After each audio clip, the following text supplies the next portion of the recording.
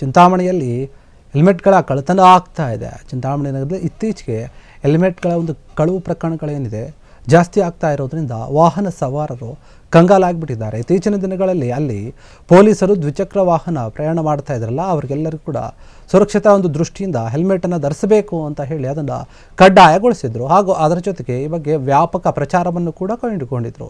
ಇದೇ ನಿಟ್ಟಿನಲ್ಲಿ ಸಾರ್ವಜನಿಕರಲ್ಲಿ ಅರಿವು ಕೂಡ ಮೂಡಿಸಿರುತ್ತಾರೆ.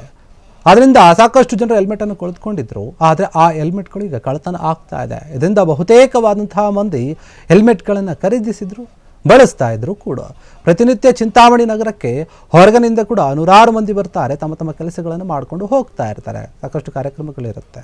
ಇನ್ನು ಮುಖ್ಯವಾಗಿ ನೋಡಿ, ಆಸ್ಪತ್ರೆ ಆಗಿರ್ಬೋದು, ಸರ್ಕಾರಿ ಕಚೇರಿಗಳು, ಶಾಲಾ ಕಾಲೇಜು, ಮೆಡಿಕಲ್ ಸ್ಟೋರು, ಹೋಟೆಲು, ದೇವಸ್ಥಾನ, ಮಸೀದಿ, ಚರ್ಚು, ದರ್ಗಾ, ದಿನಸಿ ಅಂಗಡಿಗಳೇನಿರುತ್ತೆ ಮುಂತಾದ ಸ್ಥಳಗಳಲ್ಲಿ ವಾಹನ ಸವಾರರು ತಮ್ಮ ವಾಹನಗಳನ್ನು ನಿಲ್ಲಿಸಿ ಅದರ ವಾಹನದ ಮೇಲೆ ಅಥವಾ ಹ್ಯಾಂಡಲ್ ಮೇಲೆ ಅಥವಾ ಮಿರರ್ ಮೇಲೆ ಹೆಲ್ಮೆಟ್ಗಳನ್ನು ಇಟ್ಟು ಹೋಗ್ತಾ ಇದ್ರು. ಆ ಸಂದರ್ಭದಲ್ಲಿನೇ ಕೆಲ ಕಳ್ಳರು ಕ್ಷಣಾರ್ಥದಲ್ಲಿ ಹೆಲ್ಮೆಟ್ಗಳನ್ನು ಕಳ್ಳತನ ಮಾಡಿ ಪರಾರಿ ಆಗಿಬಿಡ್ತಾ ಇದ್ರು. 500ರಿಂದ 1500 ರೂಪಾಯಿ ಬೆಲೆಯ ಹೆಲ್ಮೆಟ್ಗಳಾಗಿರ್ತಿದ್ವು. ಅದನ್ನು ಖರೀದಿಸಿದಂತಹ ಗ್ರಾಹಕರಿಗೆ ಏನಿದೆ, ವಾಹನ ಸವಾರರಿಗೆ ಈಗ ಚಿಂತೆ ಆಗ್ತಾ ಇದೆ, ಏನಪ್ಪ ಹೆಲ್ಮೆಟ್ಗಳನ್ನು ತಗೊಂಡು ಎಲ್ಲಿ ಇಟ್ಟು ಹೋಗೋದು. ಸಂಕಷ್ಟಕ್ಕೆ ಸಿಲುಕಿಬಿಟ್ಟಿದ್ದಾರೆ ವಾಹನ ಸವಾರರೆಲ್ಲರೂ. ಹೀಗಾಗಿ ಎಲ್ಲರೂ ಎಚ್ಚರಿಕೆಯಿಂದ ಇರಿ ಅಂತ ಪೊಲೀಸರು ಹೇಳ್ತಾ ಇದ್ದಾರೆ. ಪೊಲೀಸರಿಗೆ ಕೆಲವೊಂದು ಈ ಒಂದು ಕಳ್ಳರು ಯಾರಿದ್ದಾರೆ ಅವರನ್ನು ಹಿಡಿಬೇಕು ಅಂತ ಸಾರ್ವಜನಿಕರು ಒತ್ತಾಯವನ್ನು ಮಾಡ್ತಾ ಇದ್ದಾರೆ.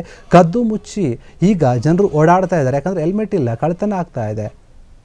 ಈ ರೀತಿಯಾದಂಥ ಒಂದು ವಾತಾವರಣ ನಿರ್ಮಾಣ ಆಗಿದೆ. ಈಗ ಇದೇ ಒಂದು ವಿಚಾರಕ್ಕೆ ಸಂಬಂಧಪಟ್ಟ ಹಾಗೆ ಪೊಲೀಸರು ಕೂಡ ಇದ್ರ ಬಗ್ಗೆ ಗಮನ ಹರಿಸಬೇಕು. ಯಾರು ಈ ರೀತಿಯಾಗಿ ಕೃತ್ಯಗಳನ್ನು ಮಾಡ್ತಾ ಇದ್ದಾರೆ, ಕಳ್ಳರು ಯಾರಾದರೆ ಅವ್ರನ್ನ ಬೇಗ ಹಿಡಿದು ಪತ್ತೆ ಹಚ್ಚಬೇಕು ಅಂತ ಹೇಳಿ ಸಾರ್ವಜನಿಕರು ಆಗ್ರಹ ಮಾಡಿದ್ದಾರೆ.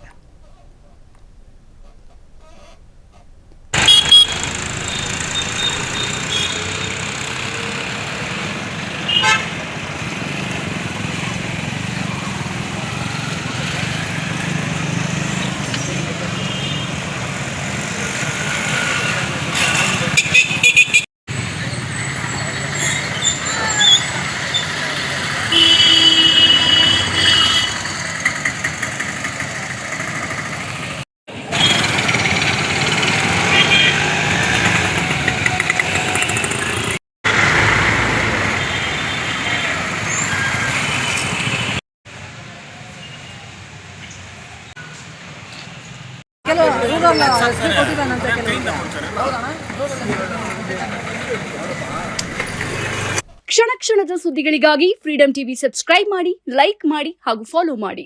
ಹೊಸ ಸುದ್ದಿಗಳ ನೋಟಿಫಿಕೇಶನ್ಗಾಗಿ ಬೆಲ್ ಐಕಾನ್ ಮೇಲೆ ಕ್ಲಿಕ್ ಮಾಡಿ.